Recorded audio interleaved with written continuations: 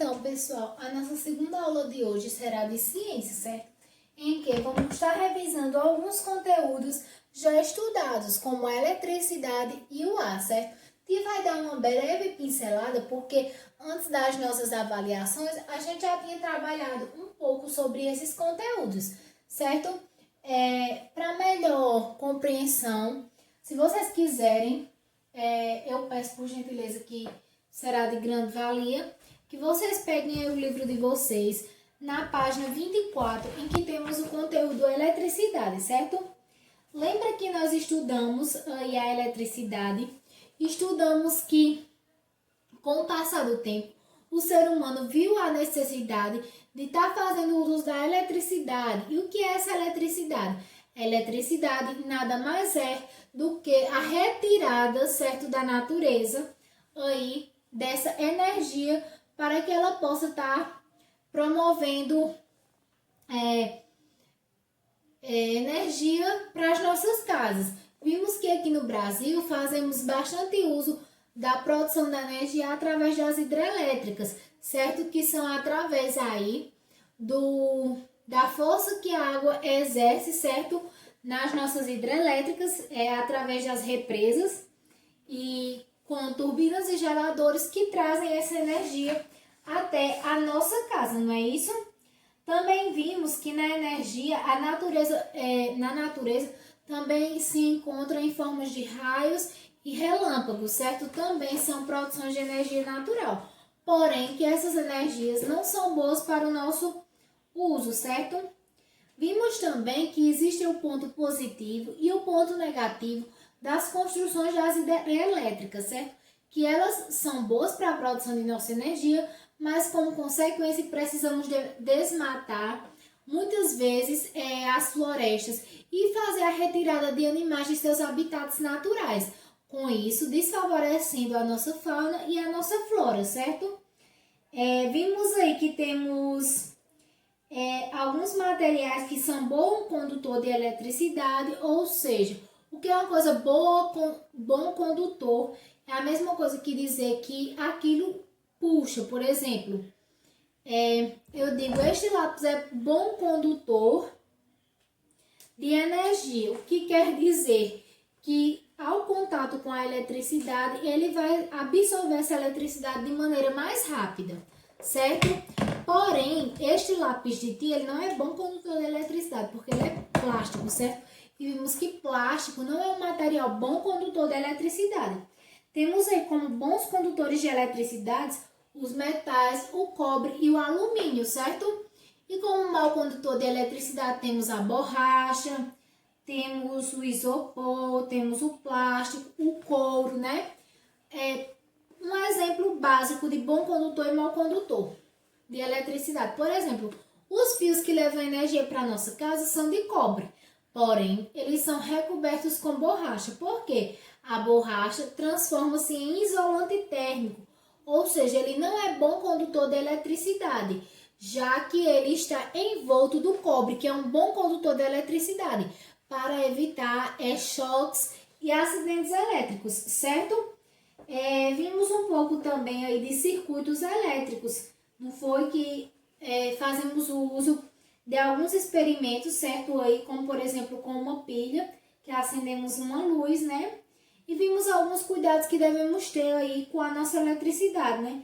Não colocar o dedo na tomada, manter aparelhos elétricos longe de crianças, não empinar a pipa perto de rede elétrica, não ligar vários equipamentos na mesma tomada, quando não estivermos usando os nossos aparelhos, desligar, retirando-os mesmo da tomada, né? Agora, relativos ao ar, vimos, né, aí que o ar, ele não tem forma, nem cor, nem cheiro, nem sabor. Porém, nós podemos sentir através de algumas situações. Por exemplo, quando está ventando, percebemos que as árvores começam a balançar. Aquilo ali significa que há a presença do ar, ou seja, há a presença do vento, né? Vimos também que em sua maioria o ar ele é composto por nitrogênio e também pelo gás oxigênio, certo? e também pelo gás carbônico e outros gases, mas que 78% do nosso ar ele é de nitrogênio, apenas 21% de oxigênio e 1% de gás carbônico e outros gases, certo? Vimos também algumas pressões do ar, né? Sim, o ar ele exerce pressão sobre a superfície da Terra. Essa pressão que o ar exerce sobre a Terra é o que nós chamamos de pressão atmosférica, certo? E vimos que boa parte do ar está concentrada nas regiões inferiores da nossa atmosfera, mais próximo, ou seja, do nosso planeta. Nesses locais, dizemos que a pressão do ar é maior, ou seja, vimos que em lugares muito altos, como montanha, existe menos oxigênio, o que temos mais difícil respiração, enquanto que em lugares mais baixos temos a maior presença de oxigênio, ou seja, é mais fácil a respiração, certo? Ou seja, a pressão atmosférica ela vai variar aí de acordo com a altitude do lugar, ou seja, lugares mais altos a quantidade de gás vai diminuindo, por isso que a pressão é menor. E lugares mais baixos, os gases vão aumentando, certo? Por isso que a pressão é maior. Vimos aí que o ar, ele tem peso, certo? Que tem até inclusive aí no livro de vocês, na página 29, algumas situações em que podemos perceber em que o ar tem peso. Por exemplo, ao enchermos uma bexiga e prendermos ela na ponta de uma régua e uma bexiga seca, percebemos que a bexiga cheia ela vai descer enquanto a seca vai subir.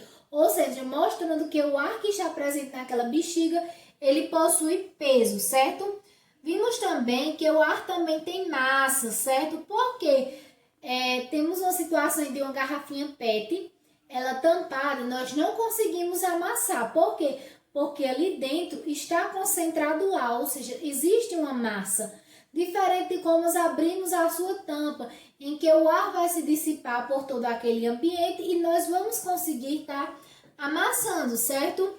Vimos também que além de ter massa e peso, o ar ele também é elástico, ou seja, ele tanto pode se expandir como ele pode comprimir. Tia deu um exemplo de uma situação em que o ar pode se expandir.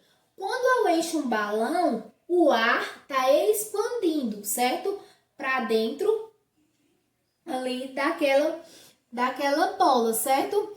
E também temos situações em que o ar vai comprimir, certo? Em que eu vou estar fazendo a retirada. Por exemplo, tem aí a situação de em que ele está com uma seringa, certo? Ele puxa ela, ou seja, ele puxa ela toda, ou seja, ele está puxando o ar, ou seja, ele está expandindo o ar por toda aquela seringa e também ele pode estar comprimindo, ou seja, apertando, ou seja, reduzindo dentro daquele espaço todo aquele ar que existe, certo? Então, aí como a atividade é para vocês de revisão, eu vou deixar uma pequena atividade apenas de 5 questões aí no caderno, que na primeira questão vocês vão marcar os objetos em que percebemos a presença do ar. Como, por exemplo, aí vocês vão estar dizendo, temos balão, televisão, computador, pneu e catavento. De todos esses objetos, quais são os que podemos perceber a presença do ar? Vocês vão estar marcando um X. 2. Pesquise e depois relacione corretamente as colunas adequadamente em relação às propriedades do ar, certo? Vimos que as propriedades do ar é que ele tem massa, certo? Que ele tem expansibilidade, ou seja, ele se expande, e compressibilidade, ou seja, ele se comprime. E que também ele possui elasticidade. Aí temos aí 4 alternativas que descrevem o que é massa, o que é expansibilidade, o que é compressibilidade e o que é elasticidade. Vocês vão estar fazendo essa correspondência. Terceira questão, vocês vão estar julgando as alternativas como verdadeiras ou falsas, certo? V para verdadeiro e F para falso. Diz o seguinte, é o primeiro parênteses. O ar é uma mistura de gases? Segundo parênteses, numa bola de futebol cheia, existe o ar comprimido? Terceiro parênteses, em uma cidade cuja altitude é 900 metros, a pressão atmosférica é maior do que em uma cidade de praia que está ao nível do mar. Quarto parênteses, na fotossíntese ocorre a produção e a liberação do gás oxigênio. Vocês vão estar julgando aí como verdadeira ou falsa. Quarta questão, marque com o X a alternativa correta. Em baixas concentrações, a falta do efeito protetor desse gás pode ser devastador para a vida do planeta. Em que gás eu estou falando? Gás oxigênio, gás carbônico ou gás ozônio, certo? Quinta questão. Preste bem atenção. Você vai julgar como verdadeiro ou falso, porém, se tiver uma ou mais de uma alternativa falsa, você vai estar corrigindo esta alternativa, certo? A primeira alternativa diz o seguinte: o ar que respiramos é somente formado pelo gás oxigênio? Segundo, o gás ozônio funciona como filtro para que os raios ultravioletas não cheguem em uma grande quantidade na Terra? Terceiro, sem a camada de ozônio, os raios solares causariam doenças? Então, a que for verdadeira, você vai colocar só V. A que for falsa, você vai corrigi-la e escrevê-la de maneira correta, certo? Por último, deixe uma frase aí. A boa educação é a moeda de ouro, em toda parte tem valor. Beijinhos e até amanhã, crianças!